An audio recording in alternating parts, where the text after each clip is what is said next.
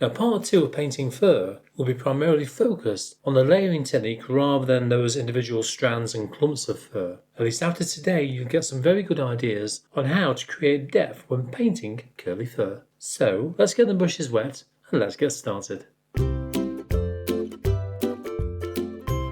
Now number 2 method is by using masking fluid to reserve the paper. Okay, I'll show you what to do with that in a minute. The first thing we need to do is get some colour on that paper. So let's do that straight off. So I'm going to go for a size 8 brush and some clean water and very lightly dampen the paper down. I'm going to go right to my middle section there. Don't rub it too much because you'll rub the pencil away. But if you reserve the pencil lines with a little bit of paint to begin with, then that'll stop them moving too much. It sort of holds them in place a little bit more. But just doing it lightly like that shouldn't affect it too much. I'm going to go for my lighter colour with a raw umber in it. And very lightly, barely touching the paper. Remember, I don't want to disturb that pencil underneath. Just go over the top of it. Now the reason why I dampen it down first, because it'll soften that paint down again, it'll lighten it. Just pop it on all the way across and give it a dry with a hairdryer. And then we can start playing with some masking fluid. Okay, that's nice and dry. Yeah, still a bit warm, big will do. Masking fluid and a very, very old brush. Or you can use something like a silicone brush, the sort of things they would use with colour pencils, pastel work, that sort of thing really. I'm going to use one of these though. And this is one destined for the bin. And it's got to be destined for the bin when using masking fluid because it can ruin the brush. You can put a little bit of soap over the top of it as well. That does sometimes help. But I've never found it works brilliantly. Now, when you apply the masking fluid, notice that some of these lines are tapered. So we're going to reserve that colour underneath. Now, the masking fluid will most likely take off some of that paint. Very often does. Always does in my case. But to be honest with you, it doesn't really matter, because that will create a variation of tones within the fur, which is all I wanted to do. Make some of these slightly wider, some are going to be thinner. Depends how much masking fluid you put on that brush as well. And overlap them. Give them a twirl, give them a spin like that. By the way, the paper I'm using today is one by Paul Rubin. It's got a shiny surface to it. I know, it's got like a glitter inside it. So something completely different, something I would never normally use, I know. But to be honest with you, it seems to work really well. Yeah, it does. So I'm quite happy with it. Okay, take your time, try and get this right. And I'll see you when I've got the masking fluid on the paper.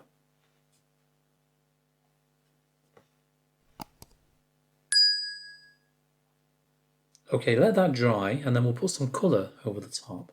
Don't dry it with a hairdryer or anything like that though, because it can harden it. Now then, go for the size 6 brush. And what we're going to do, we'll start popping some colours on the paper, just quite randomly really.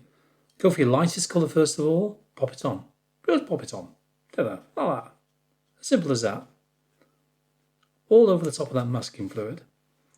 Pull a few odd lines out as well, just to kind of feather off that edge. I know it's fur, not feathers. Yeah, I know. And then we'll go over the top of that with some darker colours as well. And do the same further down. I need to make some more of that, I know. Raw umber, burnt sienna. I'll do that in a bit. And then we're going to go for our darkest colours, the brown. Just quite random though, not too much of it.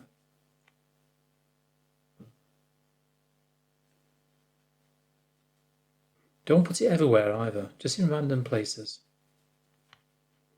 So when you've done this, this will need to dry. Don't dry it with a hairdryer again, as I mentioned earlier. Just let it dry. It means you'll be patient, I know, but it means you can play with a different painting whilst this is drying. Or go make a cup of tea. Yeah, cup of tea, cup of coffee, anything like that will do. Now then, let it dry, and when we come back, we can remove that masking fluid.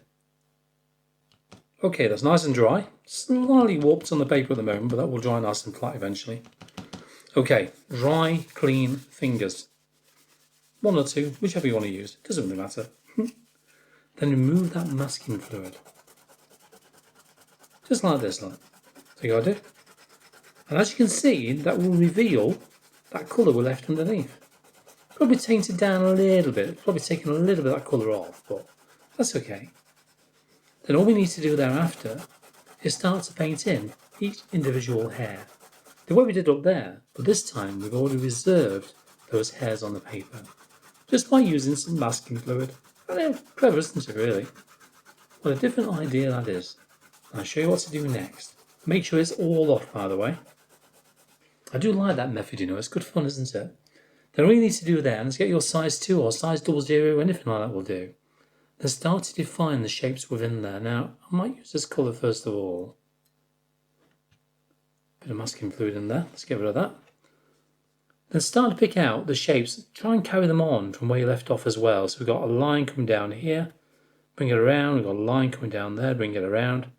Remember what we did up above? Some went over the top, some went underneath.